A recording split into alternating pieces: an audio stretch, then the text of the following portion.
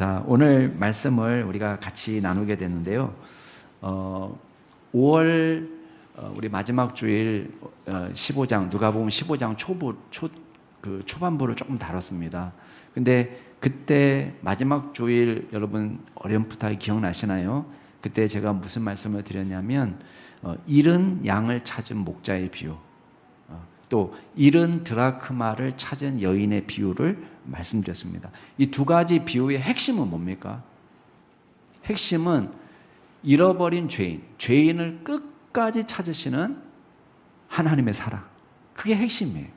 그리고 또 한 가지 중요한 것은 죄인이 회개하고 돌아올 때 엄청나게 기뻐하시는 하나님. 심지어 어떤 표현까지 쓰냐면 회개할 것 없는 99으로 말미암아 기뻐하는 것보다 더 기쁘다, 그런 표현을 씁니다.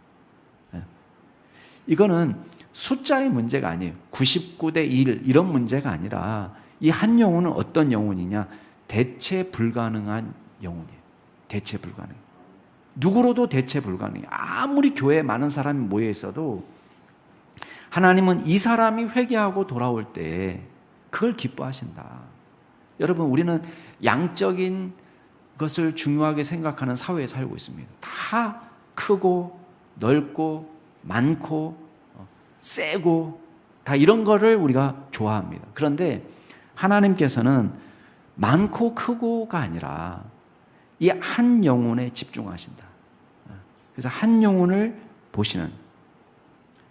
근데 이제 오늘 비유 말씀은 조금 다른 각도에서 이 죄인의 회개를 바라보게 합니다. 그럼 죄인이 회개하고 돌아오는 것을 하나님처럼 모두가 다 기뻐하느냐? 그렇지 않을 수도 있다는 거예요. 이제 초등학교 6학년 때 이제 여름방학 때 서울 구경을 했습니다. 서울에 올라왔는데 이제 한 달 동안 살게 되니까 교회 가서 주일을 보내면서 난생 처음 고향 교회를 떠나가지고 저를 소개하는, 새 가족처럼 일어나가지고 소개하라고, 그래서 제 이름도 말하고 학년도 말하고 그런 소개하는 시간을 가졌습니다. 그리고 이제 옛날에는 제 고향 교회는 제가 어려서부터 자란 교회니까 너무 익숙하고 좋죠. 근데 여기 새로운 교회 오니까 이제 텃세 같은 것도 경험했습니다. 그래서 오후 시간에 만들기, 이게 예배 끝나고 만들기 활동 같은 거 하는데 제가 조금 이렇게 만들려고 손을 대니까요, 손을 콱 치더라고요. 들어오지 못하게 하는 거죠. 물론 초등학교 6학년 아이들이니까 어린 아이들이죠. 어린 아이들이니까 교회에 처음 나온 친구를 배려하는 마음이 없을 수 있습니다. 근데 똑같은 교회인데 제가 이제 대학에 들어와서 그 교회에 다시 갔어요. 다시 갔는데 이번에는 정반대를 경험한 겁니다. 열렬히 환영하면서 저를 이 교회에 잘 적응할 수 있도록 도와주는 형, 누나들을 만난 거예요. 처음 온 사람이 잘 적응할 수 있도록 배려해 줄 만큼 성숙한 공동체였던 겁니다. 영혼에 대한 관심이 많은 거죠. 오늘 말씀도 마찬가지입니다. 예수님을 통해서 한 영혼 한 영혼이 하나님 나라 백성이 되고 있습니다. 그런데 이 비유 말씀을 우리가 흔히 알고 있는 탕자의 비유라고 알고 있는 이 비유를 예수님께서 하시게 된 배경을 다시 한번 보세요. 누가복음 15장 1, 2절 한번 보실래요? 거기 원래 이 비유가 나오게 된 배경이 무슨 배경인지.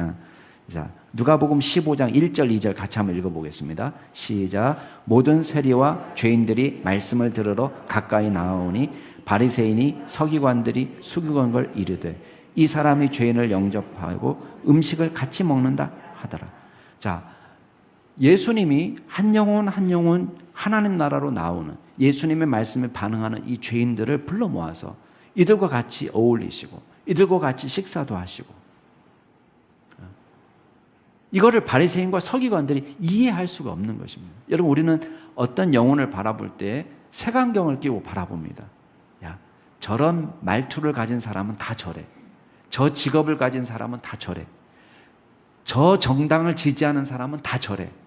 우리가 이렇게 가르고 이렇게 가르고 우리는 사람을 쉽게 평가합니다. 여러 가지 이유로 따뜻한 시선으로 사람을 바라보지 못합니다. 이 바리새인과 서기관들이 그런 겁니다. 여러분, 이 사람들이 받을 수 있는 충격도 사실은 작은 건 아닙니다. 우리식으로 얘기하면 그런 거예요. 예수님이 친로마적인 세리와 지금 어울리고 있습니다. 그러니까 우리가 생각할 때는 친일파 후손, 부정하게 돈을 번 부자와 예수님이 같이 식사를 하시는 거예요. 여러분, 받아들일 수가 있습니까? 야, 누구하고 같이 어울리신데 이랬을 거예요. 2년 전에 아주 끔찍한 흉악범이 형기를 다 채우고 만기 출소했습니다. 이 사람이 자기 원래 살던 집으로 간다고 그러니까요, 난리가 난 거예요. 뭐 유튜버들이 가가지고 찍으면서 또 그 사람에 대해서 생중계하고, 또 그 동네 사람들은 이 동네 살지 못한다 막 시위를 하고, 또 어떤 유튜버들은 야, 내가 사적으로 그 인간을 내가 폭행해서 내가 보복을 하고 말겠다, 그 죄에 대한 대가를 치르도록 하겠다, 난리가 났습니다. 여러분, 만약에 오늘날 예수님께서 그 범죄자와 같이 식사하신다? 여러분은 어떻게 받아들일까요? 우리 동네 살게 하지 왜 그래? 이렇게 말씀하신다? 어떻게 받아들이겠습니까? 예수님께서 죄인들과 함께 식사하셨다는 것은 오늘날로 치면 이 흉악범하고 같이 어울리셨다는 거에 비유할 수 있습니다. 그러니까 바리새인과 서기관들은 도저히 받아들일 수가 없는 것입니다. 그런데 오늘 말씀을 통해서 우리는 한 영혼을 바라보는 예수님의 마음을 다시 한번 우리가 생각하는 시간을 가지면 좋겠습니다. 첫 번째 우리가 기억할 것은 저와 여러분은 모두 하나님의 마음을 아프게 하는 죄인이었다는 거예요. 예외가 없습니다. 오늘 비유 말씀에 등장하는 주요 인물이 세 명이 있죠. 아버지가 두 아들입니다. 세 인물 가운데 누구에게 초점을 맞추느냐에 따라서 이 비유의 의미가 달라집니다. 탕자까지 용서해 주신 아버지에 주목하는 사람은 이 비유를 아버지의 사랑의 비유다 이렇게 이야기합니다. 강조점을 아버지에게 두는 거죠. 몇 해 전에 팀 켈러라는 유명한 복음주의 목회자는 탕부 하나님이라는 책을 썼습니다. 탕부 하나님. 우리 탕자는 들어봤지만 탕부 하나님이 뭐냐? 탕자는 재산을 막 허랑방탕하게 사용하는 것이라면, 탕부는 자신의 사랑을 낭비하는, 우리가 볼 때는 야, 저런 둘째 아들 같은 사람에게 사랑을 베풀어? 저런 인간한테 재산을 물려줘? 탕부 하나님. 근데 초점을 돌아온 동생을 미워하는 첫째에게 맞추면 어떻게 되느냐? 기뻐하지 않는 형의 비유, 이렇게 말하기도 합니다. 또 불평하는 형의 비유, 이렇게 부르는 신학자들도 있습니다. 또 이도저도 아니고 세 사람이 다 중요하다라고 말하는 사람들은 아버지와 두 아들의 비유, 이렇게 이름을 붙이기도 합니다. 근데 오늘 비유에서 우리가 절대 놓쳐서는 안 되는 인물이 누구죠? 이 둘째 아들입니다. 우리가 흔히 탕자의 비유라고 부를 정도로 이 둘째 아들에게 우리가 초점을 맞출 수 있습니다. 이 사람은 어떤 사람입니까? 유산을 미리 달라고 했습니다. 여러분 12절 한번 보세요. 아버지가 뻔히 살아계신데, 아버지, 재산 중에서 내게 돌아올 분깃을 내게 주십시오. 예나 지금이나 멀쩡히 살아계신 아버님 앞에 재산을 물려주십시오 라고 말하는 것은 굉장히 껄끄러운 일입니다. 듣기에 따라서는 왜 아버님 빨리 돌아가지 않으세요? 라고 말하는 것처럼 들릴 수도 있습니다. 우리나라도 마찬가지지만 유대교 랍비들도 생전에 유산을 미리 나눠주지 마라, 자꾸 그런 글을 많이 썼습니다. 왜냐? 미리 재산을 남겨줬다가 물려줬다가 자칫 배신당하는 일도 생길 수 있다, 이렇게 경계하는 것입니다. 물론 성경에 나온 건 아닙니다. 랍비들이 그렇게 가르쳤다는 것입니다. 근데 오늘 말씀에 보면 이 둘째 아들이 여러 번 부탁한 것 같지 않고 그냥 한 차례만 부탁했는데도 아버지가 들어주는 것처럼 보입니다. 문자적으로는. 그러나 우리가 이 속 사정을 짐작할 수 있죠. 이 둘째 아들이 한 번만 아버님 유산을 물려주세요 라고 했는데 물려줬겠습니까? 아버지는 가급적 이 아이가 이 유산을 가지고 떠났을 때 어떤 인생을 살지를 뻔히 알았을 거예요. 아버지가 아들을 압니다. 근데 그래 망하는 길로 가거라 쉽게 유산을 주진 않았을 거예요. 날마다 이 둘째 아들이 아버지를 졸랐을 것입니다. 그럼 아버지가 결국 둘째 아들의 요구에 응답합니다. 왜 그랬을까요? 우리가 생각할 때는 아니 끝까지 주지 말지 좀. 강제로라도 붙들어 놓지. 물론 이 아버지는 그럴 수 있습니다. 우리 하나님도 마찬가지입니다. 우리가 떠나가는 것을 강제로 붙잡을 수는 있습니다. 그렇지만 하나님은 인격적인 하나님이에요. 율법적으로 붙들어 놓는다고 해서 이 아이가 여기 있을 아이가 아닙니다. 하나님도 마찬가지예요. 저와 여러분이 주님을 떠나서 신앙생활을 하려고 할 때 강제로 붙잡을 수 있습니다. 사업을 망하게도 하시고 팔을 비틀어 부러뜨리기도 하시고 다리를 부러뜨리기도 하시고 아프게도 하시고 넘어지게도 하시고 여러 가지 모양으로 붙들어 놓으실 수 있습니다. 그렇지만 여러분 우리가 죄 지을 때마다 어때요? 죄 지을 때마다 머리가 깨지던가요? 죄 지을 때마다 손이 잘리거나 발이 잘리거나 그렇던가요? 아닙니다. 하나님께서는 오래 참으세요. 요청대로 유산을 나눠줬습니다. 근데 유산을 상속받은 것보다 더 악한 죄를 저지릅니다. 그건 뭡니까? 아버지를 떠나서 방탕한 삶을 사는 것입니다. 아버지의 통제에서 바로 벗어나자마자 허랑방탕하게 모든 재산을 탕진합니다. 돌아온 둘째에게 형이 이렇게 말합니다. 아버지의 살림을 창녀들과 함께 버린 이 아들입니다. 아버지에게 막 따지거든요. 이 첫째 형의 말이 완전히 근거 없는 말은 아닙니다. 아마 소문을 들어서 알고 있었을 거예요. 그리고 그 죄악의 결과는 뭡니까? 행복입니까? 아닙니다. 비참입니다. 둘째 아들은 극빈한 삶을 살게 되었습니다. 15절에 보면 가서 그 나라 백성 중 한 사람에게 붙여 살았다. 여러분 이것은 단순한 경제적인 몰락 그 이상이에요. 예레미야스라는 신학자는 이렇게 얘기했습니다. 그 당시 디아스포라 유대인, 이 팔레스타인 지역을 떠나서 외지에서 살고 있는 유대인들 사이에는 디아스포라 유대인들이 한 400만 정도 됐다는 거예요. 흩어져서 사는 유대인들.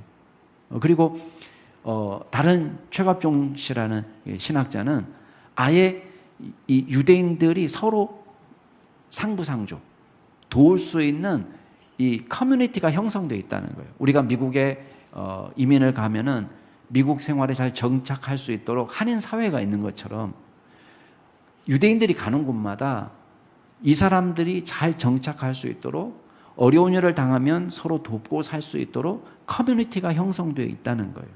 근데 여러분 이 사람이 지금 망했는데 어디 가서 살고 있습니까? 그 나라 백성 중 한 사람에게 붙여 살았다는 거예요. 왜 유대인 커뮤니티를 찾아가지 못했을까요? 이 사람은 종교적으로 벌써 유대인 커뮤니티에 갈 수 없는, 우리식으로 얘기하면 교회에 갈 수 없는 사람이 되어버린 거예요. 영적으로 타락한 사람이 된 거예요. 그러니까 머릿속에 떠올리는 것은 우리 동족한테 가야 되겠다. 동족한테 가면 유대교로 회개인데 하나님을 믿는 신앙으로 회개인데 이 생각을 못하는 거예요. 이방인 사회에서 뭐합니까? 15절에 보면 돼지 키우는 일을 하고 있습니다. 여러분 잘 아실 거예요. 레위기에는 돼지는 부정한 짐승으로 되어 있습니다. 유대인들이 키우지도 않고 접촉하지도 않고 먹지도 않습니다. 심지어는 어떤 랍비는 돼지를 키우는 자는 저주를 받을지어다. 랍비 문서에 있습니다. 그런데도 이 둘째 아들은 돼지를 키울 뿐만 아니라 너무 허기져서 돼지가 먹는 쥐염 열매로 배를 채워보려고 합니다. 그러나 이마저도 쉽지 않습니다. 총체적인 파산입니다. 경제적인 파산, 윤리적인 파산. 왜? 돼지를 키우는 사람이 됐으니까. 이방인들 사이에서 방탕하게 살았으니까. 영적인 파산, 유대교 공동체에 갈 수 없는 완전히 총체적인 몰락을 당한 것입니다. 근데요, 회개의 첫 단계가 뭐냐? 주제 파악이, 우리식으로 얘기하면 주제 파악이 잘 돼야지 회개할 수 있습니다. 내가 죄인이라는 것을 깨달아야 됩니다. 자, 오늘 말씀 17절부터 19절 말씀까지 한번 같이 읽겠습니다. 17절부터 19절까지 시작. 이에 스스로 돌이켜 이르되 내 아버지에게는 양식이 풍족한 품꾼이 얼마나 많은가. 나는 여기서 주려 죽는구나. 내가 일어나 아버지께 가서 이르기를 아버지, 내가 하늘과 아버지께 죄를 지었사오니 지금부터는 아버지의 아들이라 일컬음을 감당하지 못하겠나이다. 나를 품꾼의 하나로 보소서 하리라 하고. 여러분, 둘째 아들이 비로소 회개하고 있는데요, 이 17절 원문을 보면 우리말 성경에는 스스로 돌이켜라고 되어 있습니다. 근데 이 스스로 돌이켜라는 말은 문자적으로 하면은 자신에게 돌아왔다, 그런 말입니다. 자신에게 돌아왔다. 이걸 세번역 성경은 뭐라고 번역했냐면 제 정신이 들어라고 번역했습니다. 저도 세번역 성경 번역이 저한테는 더 맞다고 봅니다. 그러니까 제가 볼 땐 더 맞아요. 제정신이 들었어요. 진정한 자아로 돌아왔다. 문자적으로는 제정신이 든 거예요. 그러면 제정신이 들어서 고백하는 건 뭡니까? 18절에 보면 내가 하늘과 아버지께 죄를 지었다라고 진단하는 거예요. 이게 정확한 진단이에요. 이게 돼야지 회개가 됩니다. 여러분, 둘째 아들은요, 자신의 인생을 돌아보면서 다르게도 해석할 수 있습니다. 불경기 때문에 내가 망한 거야, 이렇게도 탓할 수 있어요. 내 친구 잘못 만났어, 내가 그 인간 때문에 내가 속았어, 내가 그 인간한테 사기당했거든, 이렇게 생각할 수도 있습니다. 내 건강이 안 좋아서, 아니면 사업 수완이 안 좋아서, 아니면 내가 게을러서, 물때를 못 만나서, 운이 나빠서, 재수가 없어서, 다 저마다 우리의 인생을 진단하는 여러 가지 방법들이 있습니다. 그렇지만 이 둘째 아들은 정확한 진단을 내립니다. 만약에 내가 사업이 잘 됐으면 어떻게 됐을까요? 사회적으로 출세했으면 어떻게 되었을까요? 아버지가 좋아했겠습니까? 여러분, 아버지가 가슴 아파한 것은 이 아이가 내가 아까워하는 재산을 다 가지고 나가서 몽땅 망했다, 그게 아버지의 마음을 아프게 한 건 아닙니다.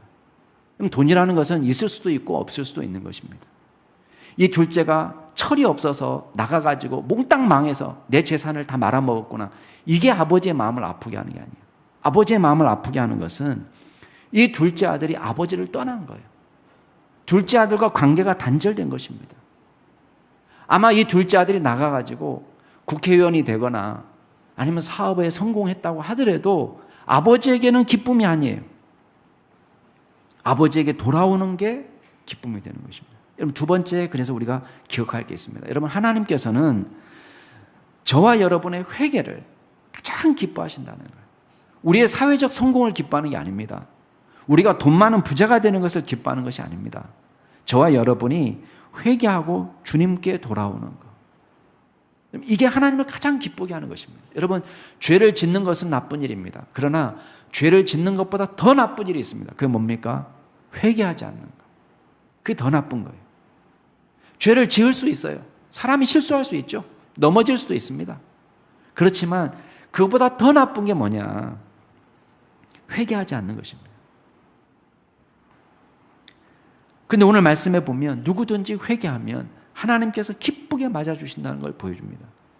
아버지가 돌아온 아들을 환대합니다.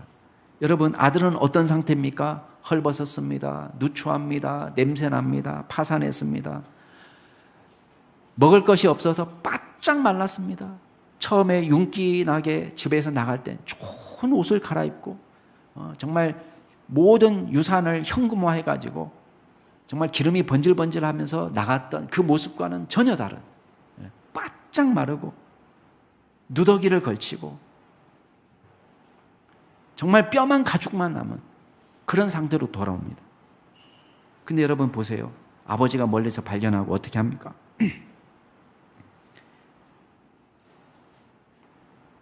오늘 말씀에 보면은 이 아버지가 뛰어가고 있습니다. 여러분, 노인이 뛰어가는 모습을 한번 상상해 보세요. 여러분, 최근에 전력질주 해본 적이 언제적입니까? 언제적에 여러분 전력질주 해보셨습니까? 잘 기억 안 나시죠? 신호등이 깜빡깜빡해도 뛰고 싶지 않아, 내 인생 그렇게 살고 싶지 않아 그렇게 하지 않습니까? 뼈마디가 쑤시고 여러분, 이 노인네가 아들을 발견하고요, 뛰어간 거예요. 달려가서 목을 끌어안고 입을 맞추고, 여러분, 냄새가 나는데 개의치 않습니다. 그리고 종도를 시켜서 깨끗하게 목욕을 시키고 가장 좋은 옷을 갈아입히고 손에 가락지를 끼워줍니다. 여러분, 이 가락지는 상속자의 신분이 되었다는 거예요. 신발을 신깁니다. 여러분, 종은 신발을 신지 않습니다. 맨발로 왔어요. 근데 신발을 신겼다는 건 뭐예요? 주인의 지위를 회복시켜 주신 거예요. 아들의 귀환을 기뻐하면서 살진 송아지를 잡고 잔치를 배설합니다. 여러분, 이게 하나님의 마음이에요. 여러분, 우리가 생각하죠? 내가 사업이라도 좀 제대로 되면 하나님께 돌아가야 되겠다. 못 돌아옵니다. 그러면 못 돌아와. 내가 그래도 좀 형편이 나아져서 이 누더기 좀 벗어 던지고 깨끗하게 지금 목욕도 하고 좋은 옷을 갈아입고 내가 아버지에게 가야지. 못 옵니다. 근데 오늘 핵심은 뭡니까? 누가 해주시는 거예요? 아버지가 해주시는 거예요. 아버지가. 비난과 정죄의 말씀은 없습니다. 너 나갈 때부터 이럴 줄 알았다. 어디 가서 뭐 하고 왔냐? 다시는 나를 아버지라고 부르지 마라. 내 눈에 흙이 들어오기 전까지는 나를 아버지라고 부르지 마라. 나는 너 같은 아들 둔 적이 없다. 이렇게 말씀하지 않으세요. 아무것도 묻지 않으세요. 여러분, 이게 하나님의 사랑입니다.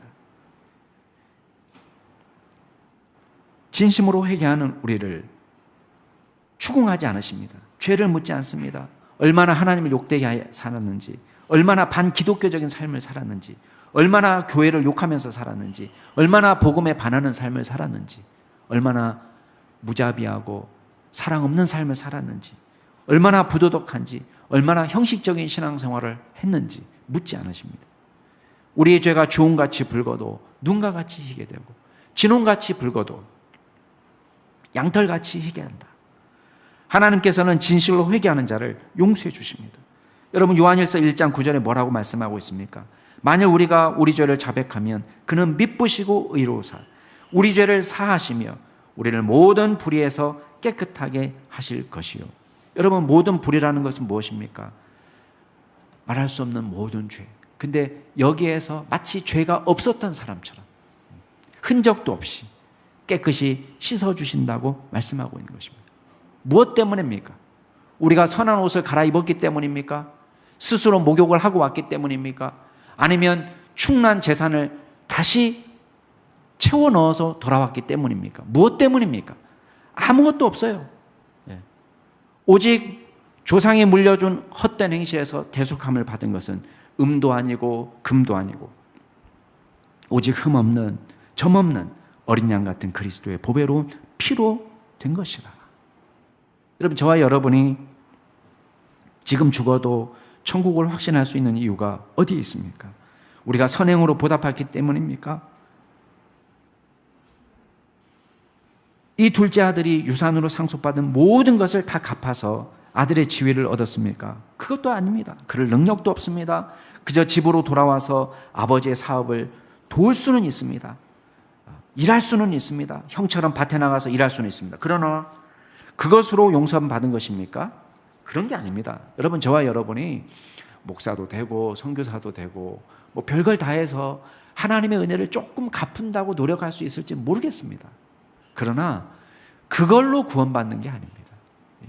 저와 여러분이 회개하고 돌아오실 때 주께서 우리를 누더기를 벗겨주시고 새 옷을 갈아입혀주시고 가락지를 끼워주시고 새 신을 신겨주시고 우리를 당신의 아들로 삼아주신 것입니다. 그 은혜를 찬양하고 감사하는 믿음의 종들이 될 수 있기를 바랍니다. 우리 마지막으로 살펴볼 인물은 첫째 아들입니다.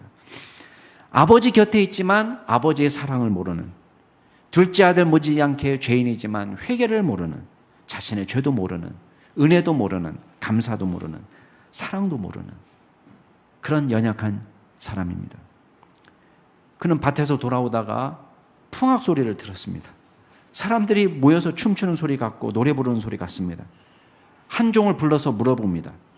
종의 말이 둘째 아들이 돌아왔다는 것입니다. 얼마나 화가 났는지 잔치자리에 들어가질 않습니다. 문 밖에 서 있습니다. 아버지가 그 소식을 들었습니다.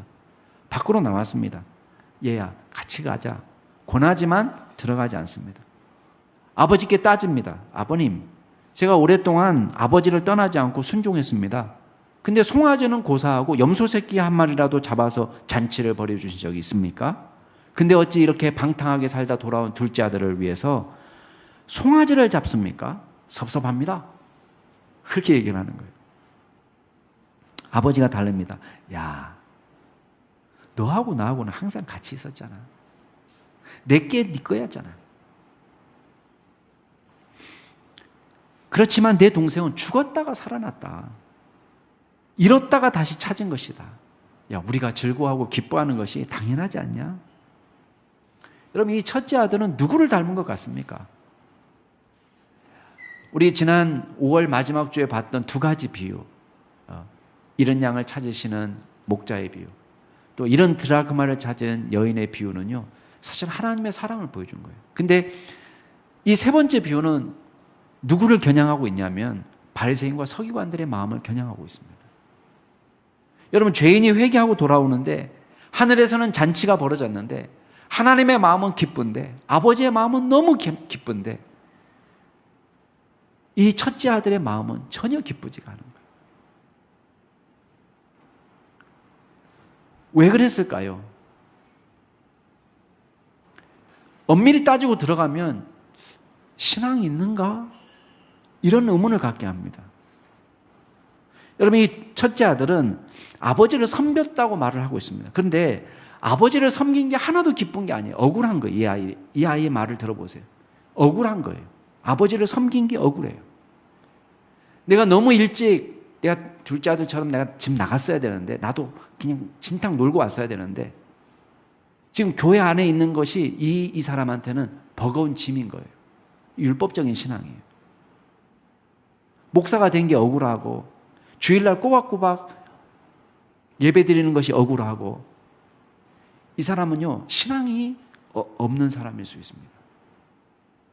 예배가 전혀 기쁘지 않아요. 엄마가 시키니까 왔을 뿐이에요. 아빠가 시키니까 왔을 뿐이에요. 어려서부터 습관이 돼서 왔을 뿐이에요. 이 첫째 아들은 아버지 옆에 있었어요. 한 번도 떠난 적이 없어요. 그러나 신앙은 없어요. 왜? 이게 의무예요. 짐이에요. 어쩔 수 없이 내가 돌아다녀야 되는데 못 돌아다녀서 여기 있는 것 뿐이에요. 예수 믿으니 걸리적거리는 게 많아요. 예수 믿으니까 이것도 하지 못하고 저것도 하지 못하고 목사가 됐으니까 이것도 못하고 저것도 못하고 얼마나 한심합니까? 이게 감사와 기쁨으로 신앙생활을 하는 것이 아니라 주님의 사랑은 모르는데 억지로 여기 앉아서 율법적인 신앙생활을 하는 것입니다. 여러분, 아버지에 대한 사랑이 없으니, 하나님에 대한 사랑이 없으니요, 이 아들은 아버지와 함께 있는 생활이 하나도 기쁘지가 않았고 하나도 행복하지 않았어요. 몸은 여기 있었지만 마음은 나가 있었던 거예요. 자연히 이런 사람들은 감사가 없습니다. 지금 따지고 있잖아요. 아니, 내가 아버지를 위해서 여기서 일을 했는데 아버지가 나를 위해서 송아지 잡아준 적 있습니까? 이렇게 말하는 거예요. 여러분, 아버지는 벙 쪘어요. 맨날 송아지 먹었거든요. 매 식사 시간이. 그렇죠? 유대인들이 뭘 먹습니까? 염소 먹고 송아지 먹는 거예요. 같이 먹었어요. 동네 사람들 불러다가 잔치는 안 했을 뿐이지 아버지의 재산이 다 아들 거였고 아버지가 살고 있는 집이 아들 거였고 같이 살았어요. 좋은 집에서. 모든 것을 누렸지만 감사가 없어요. 왜? 이건 당연한 거예요. 아버지의 사랑과 자비를 깨닫지 못하니까 뭣도 모릅니까? 타인에게도 인색한 거예요. 저 둘째는 재산을 탕진해서 와서 또 뻔뻔스럽게 가락지를 꼈어요. 이 가락지를 꼈다는 것은 아버지의 재산을 상속받을 권한이 있다는 거예요. 저는 이미 상속받아서 갖고 나가서 다 탕진해버리고 이제 내가 상속받을 것까지 뺏으려고 그래? 이런 마음이에요. 내가 종일 주를 위해서 일하고 하나님 나라를 위해서 일해서 하나님 나라는 내 거야. 근데 마지막에 와가지고 네가 하나님 나라를 차지하려고 그래? 이거랑 똑같은 거예요. 바리새인들은 예수님과 죄인들이 어울리는 것을 받아들일 수가 없는 거예요. 저 사람들도 하나님의 나라 백성이 될 수 있다는 것을 받아들일 수가 없는 거예요. 급기야 이 첫째 아들은요, 아버지의 말씀에 불순종합니다. 얘야 들어가자. 오늘 본문 말씀은 들어가는 것으로 끝나지 않습니다. 뭘로 끝납니까? 예, 너는 나와 항상 함께 있으니 내 것이 다 내 것이로되 이 내 동생은 죽었다가 다시 살아났으며 내가 잃었다가 얻었기로 우리가 즐거워하고 기뻐하는 것이 마땅하다. 여기서 끝나요. 여러분, 이 첫째 아들이 들어갔는지 안 들어갔는지 결론이 없어요. 근데 이 결말을 오픈 결말로 놔둔 이유가 있습니다. 그건 뭐예요? 이제 이 결말을 어떻게 쓰느냐는 누구에게 달려 있어요? 바리새인과 서기관들에게 달려 있어요. 사랑하는 우리 남양주 중교회 성도 여러분, 여러분은 두 명의 아들들 가운데 어떤 아들입니까? 우리는 하나님과의 관계를 우습게 여기고 나의 힘으로 나의 삶을 충분히 이끌어갈 수 있다고 자만하고 아버지 곁을 떠났던 둘째 아들이었던 적이 없습니까? 나의 방식으로 세상 쾌락을 누리며 세상 재미도 쏠쏠히 즐기고 경제적인 윤택함도 즐기면서, 그러나 혹 성공했다고 해도 그게 내가 잘 가고 있는 증거가 아닐 수 있습니다.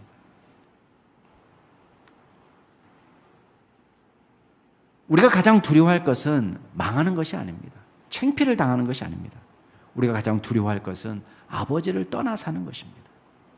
여러분, 하나님께서는 회개하고 돌아오는 아들을 결코 외면하지 않으십니다. 어떤 잘못도 아버지의 용서를 받을 수 있습니다. 여기에 자존심은 필요 없습니다. 내가 깨끗하게 씻고 새 옷을 갈아입고 떵떵거릴 수 있을 때 와야지. 천만의 말씀이에요.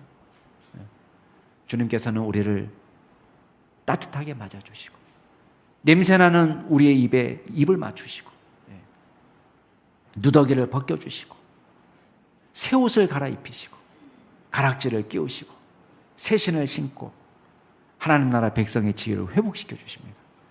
그 하나님의 놀라우신 은혜에 감사하며 믿음으로 나아가는 종들이 되기를 바랍니다. 또한 여러분 중에는 오랫동안 신앙생활을 하면서 알게 모르게 첫째 아들처럼 돼버리는 사람이 있을 수 있습니다. 율법적인 신앙을 당연하게 생각합니다. 나의 의의 기준에 미치지 못하는 사람을 함부로 평가하고 멀리합니다. 주님은 사랑하는 영혼인데 내가 그 사람을 밀어냅니다. 얼마나 무서운 일입니까? 주님이 편들어 주시는 사람인데 내가 그 사람을 밀어낸다. 주님의 반대편에 서는 것입니다. 구원의 감격도 잃어버리고 감사도 잃어버리고 사랑도 없고 자비도 없고 모양은 있지만 경건의 모양은 있지만 경건의 능력이 없는 저와 여러분이 율법적인 신앙을 버리고 구원의 감격과 주님에 대한 뜨거운 사랑을 다시 회복하는 이 아침이 될 수 있기를 주의 이름으로 축원합니다. 이 시간 같이 한번 기도하시겠습니다. 동성으로 기도하실 때에 오늘 말씀을 생각하시면서 여러분의 가슴에 와 닿는, 여러분의 가슴을 치는 말씀이 있을 것입니다. 주여, 제가 주님을 떠나서 살았습니다. 나를 용서해 주십시오. 몸은 여기 와 있었지만 주님의 사랑을 의식하지 못하고 감사도 없고 자비도 없고 사랑도 없고 경건의 모양만 있지 경건의 능력이 없는 껍데기 같은 신앙으로 살았습니다. 주여, 우리를 변화시켜 주시고 새롭게 하여 주시고 복음의 능력으로 다시 일어서게 하여 주옵소서. 우리 같이 한번 통성으로 기도하시겠습니다.